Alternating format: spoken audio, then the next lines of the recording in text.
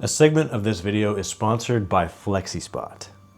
I've been exploring different methods of bluing the surface of a cast iron skillet to better prepare it to take seasoning so that we end up with a result that's dark, durable, and non-stick. So far, the current favorite method is the vinegar simmer. When I washed the skillet clean, the effect was dramatic. Okay, whoa. The mirror-like silver surface was now a classic dull iron gray. This residue is known as black rust or magnetite, and it forms pretty readily on bare exposed iron, especially when exposed to high heat. The heat itself is conducive enough to form this black rust, but acidic pH can also significantly boost and accelerate that process. That layer of magnetite is actually essential to the seasoning process. But some commenters have doubted whether this vinegar simmer method can create magnetite at all, and they are right to ask questions. I've learned some things in the last 6 months, and unlike what I said before, acids are usually associated with creating red rust, hematite, rather than black rust, magnetite, on iron. And there are many more things that black residue after the simmer could be other than magnetite, like carbon or iron acetate. So a big important question is there even any magnetite on this thing at all after the vinegar simmer and before we season? Let's be real. Most of us are very emotionally invested in being right, and we allow our egos to cloud our judgment and our perception of reality, because being wrong feels bad and being right feels good.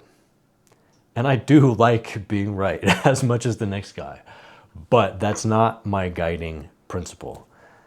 One of the big reasons that I do all this cast iron experimentation and put it out here on YouTube in the first place is because there's so much misinformation and oversimplification on this topic available online. And people parrot these claims with utter confidence, despite the real possibility that they're wrong or that they're missing really important nuance. And that's what I'm here to do, is to follow the evidence wherever it may lead me, try to find what's true, even if that evidence leads me to having to admit that I was wrong.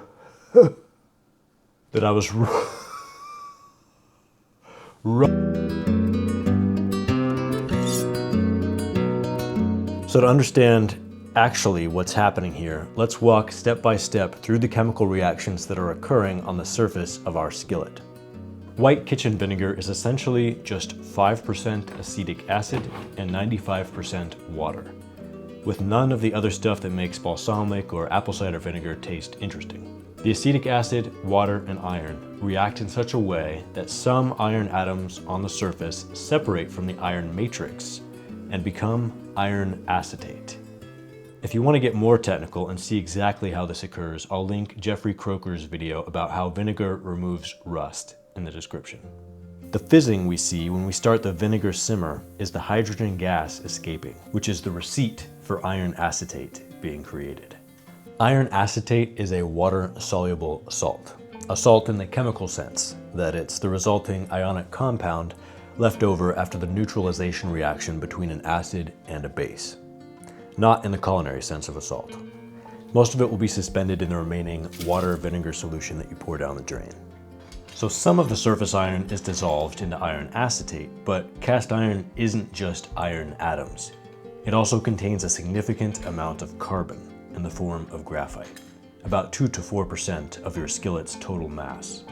Acetic acid does not react with carbon, so as the iron skeleton of sorts on the surface is eaten away, the carbon atoms that were trapped inside the matrix of metal are left behind.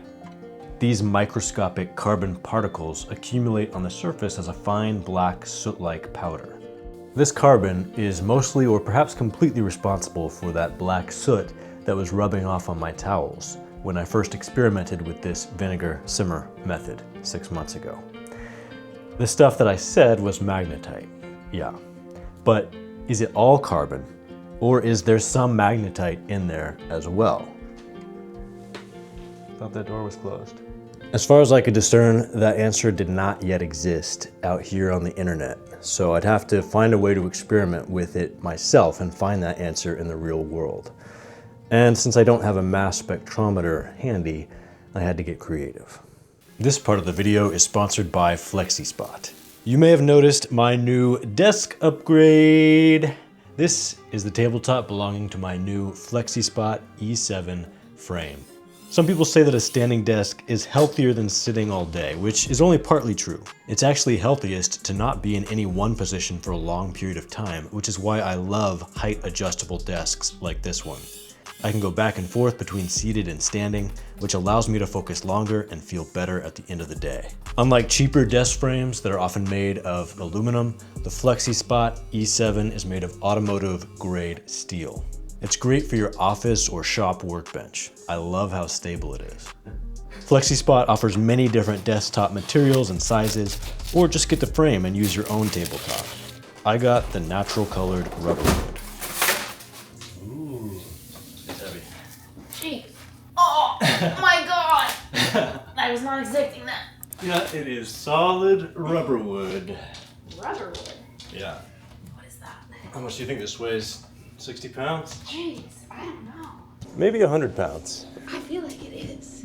Yeah, rubber wood is a more sustainable option. It's hard and dense, but it's harvested from retired latex trees that would otherwise go to waste. Latex trees? Yeah, it's a lot more affordable too. I didn't even know rubber comes from trees. The mounted control panel is very responsive to touch and is able to save 4 custom height presets. Flexispot provides all kinds of standing desks and ergonomic chairs. They offer a 15-year warranty and free return within 30 days. Visit Flexispot's website to explore the E7 and take a look at the sales events page. Be sure to use the discount code YTE730 for $30 off. Flexispot is having a mega sale right now, so don't miss out.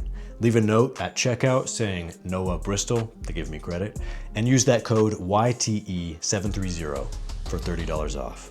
Thanks to Flexispot for supporting the channel. Now back to the video. Luckily, Magnetite has a property that it does not share with carbon or with iron acetate. It's magnetic.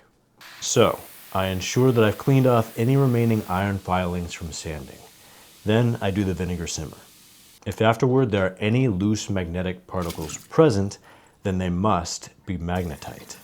After the simmer, I rinse out the remaining vinegar, then agitate the surface with a sponge. I pour the resulting slurry in a glass and prepare my neodymium magnet. It looked like nothing was happening. I could clearly imagine the ridicule, the humiliation, the comments, the public outrage. I would bring shame to my family. I was going to have to move out into the wilderness, excommunicate myself from society. Nothing. Nothing. Wait. Wait. There is something. Ah. It's beautiful. Look. It's magnetite. Vindication! I was not wrong. Oh, it's beautiful. There it was, dark as a moonless night. Proof of magnetite formation. And of course there's a cat hair in there. Come on up.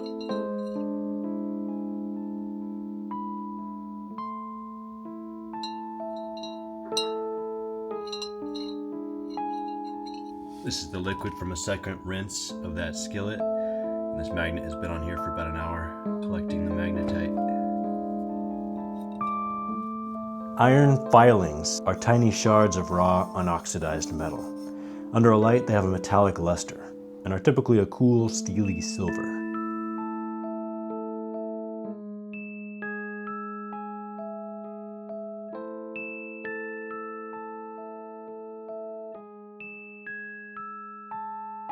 Iron filings, of course, are also magnetic.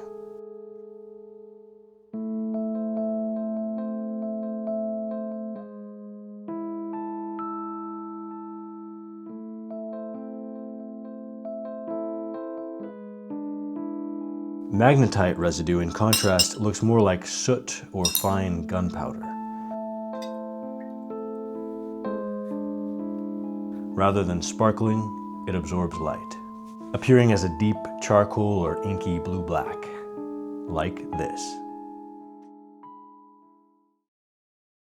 But what's the mechanism that causes this magnetite to be present? Well, I don't know for sure, but I have a couple of hypotheses. First, iron acetate is water soluble. The acid reaction during the vinegar simmer liquefies the surface of the metal at a molecular level. It pulls the iron atoms out of their solid lattice and into a solution that sits right on the surface of the pan. This would happen at room temp, albeit more slowly. But because we are simmering it, that iron acetate doesn't just sit there. The heat causes it to decompose. In the presence of the water, the iron acetate hydrolyzes into iron hydroxide. Then, in a process called the Sky-Core reaction, converts to magnetite. This is a different mechanism from rust bluing, where hematite red rust is the intermediate between iron and magnetite. Here it's iron acetate and iron hydroxide, but both processes get you to magnetite. It's also the case that the cast iron straight from the foundry probably has some magnetite already in it. Magnetite is much less reactive than iron itself to acetic acid, so as iron dissolves from the surface, it's possibly exposing some magnetite that's already in there, just like the carbon graphite gets exposed. I wager it's a combination of these things. All we really do know is that there is magnetite present after the vinegar simmer. Now this, wherever I put the comment, is a question I've been seeing. Most people online will say that you should remove as much of the loose particulates as possible because they will bond to the oil during the seasoning process, but they're not actually bonded to the skillet, resulting in a loose, flaky seasoning. But we don't just accept what people online say here, we test it for ourselves. So I seasoned up 3 test skillets, all of which had been freshly vinegar simmered. One of them I just cleaned up with a sponge, one I rinsed and wiped dry with a paper towel, and the last I both scrubbed clean and carded with quadruple zero steel wool. None of the skillets were terrible, and after seasoning, none were still shedding any particulates. The unwashed skillet did show this lighter blemish after cooking, which may demonstrate a weaker seasoning layer, more prone to flaking. The washed skillet is how I've always done it, and it performed well. The washed and carded skillet is interesting. It appears burnished, much more glossy and smooth than the control skillet.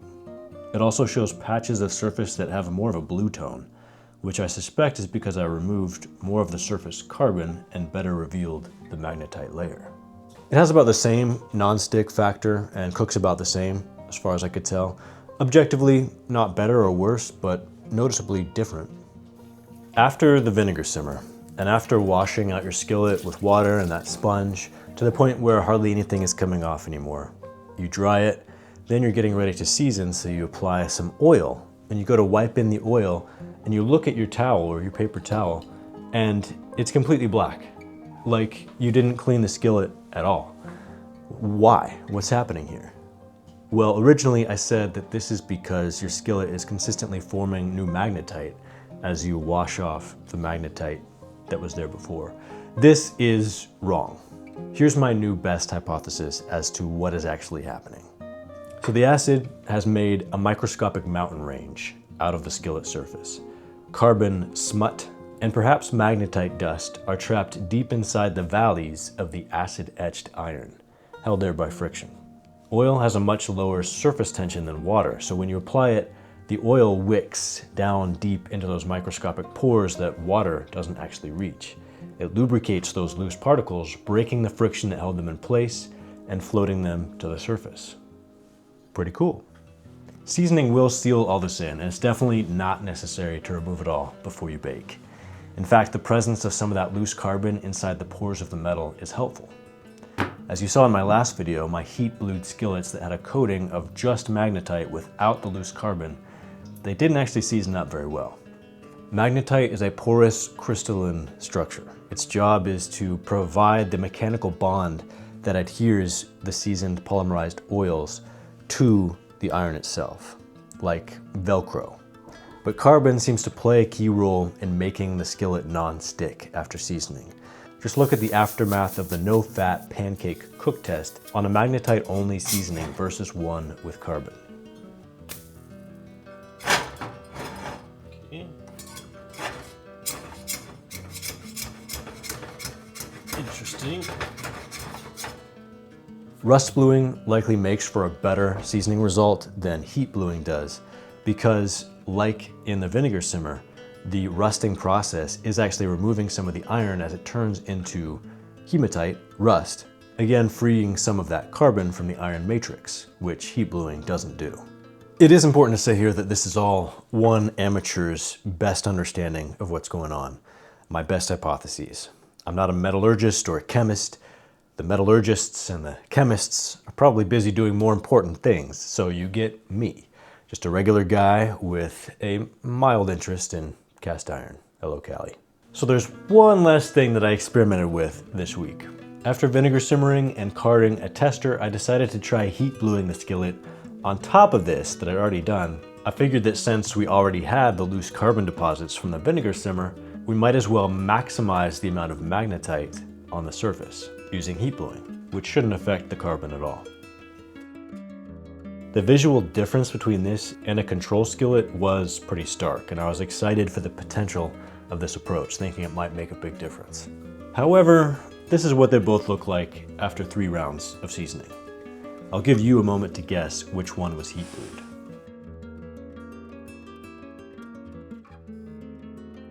They are very similar, but to me, skillet B looks darker and better. Skillet A is actually the heat blued skillet. This helps confirm what I always assumed was happening, which is that when you season, there's actually heat bluing happening in the oven during the seasoning process when the oil is already on the iron. And indeed, in my cook tests, these 2 skillets performed equally. So I wouldn't bother trying this approach. However, this does help reveal some valuable insights. First, like we talked about before, I can conclude that some amount of exposed carbon is at least as important as magnetite in creating a strong and non-stick seasoning layer. Magnetite alone is not enough. And second, it's a known phenomenon that the presence of an iron oxide, black rust, or red rust makes the formation of itself easier. These oxides are crystalline minerals, and crystals grow on themselves. On a perfectly smooth, uniform surface, there's no anchor for new crystals to latch onto. The iron atoms and oxygen molecules have to find each other and organize into a crystal lattice from scratch. But when some oxide is already formed, that first layer of magnetite is like a seed upon which the lattice can continue to grow. As new magnetite comes about, it can just snap into that existing structure. This is called epitaxial growth. So on a polished skillet, it's important to create a base layer of magnetite with a bluing method of some sort. But there's no need to try to maximize that layer of magnetite before seasoning because it will continue to grow and develop during the seasoning baking cycles. As I've made these videos, I've gotten quite a few comments like, okay, this is cool and all, but what do I actually do? What are the steps that I should follow to get the best results on my own skillet? And I don't know. That's why we're doing this. That's why I'm doing these experiments. I'm still learning new information, but I'm bringing you along for the ride, and I'd love to create some guides that actually do give you those step-by-step instructions to get the best results for various aspects of cast iron care. I have a Google Drive where I'm going to be putting these documents as I write them. Don't get excited, there's not much in there yet, but if you go down to the description or pinned comment, there's going to be a link where you can access that drive and sign up to get email updates from me so I can let you know when I actually put stuff in there or when I put out a new video. Next video will actually be about rust bluing, I'm pretty sure, like I said this video would be. So subscribe for that, and I'll see you there. I love that he lays like this. Okay, everyone wants in. Hi, everybody. Everyone having a good time? You all happy to be in here?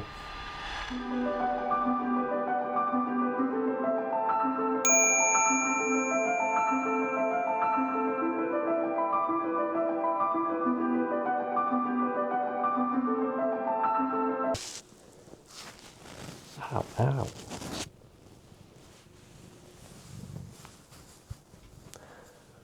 Vindicate.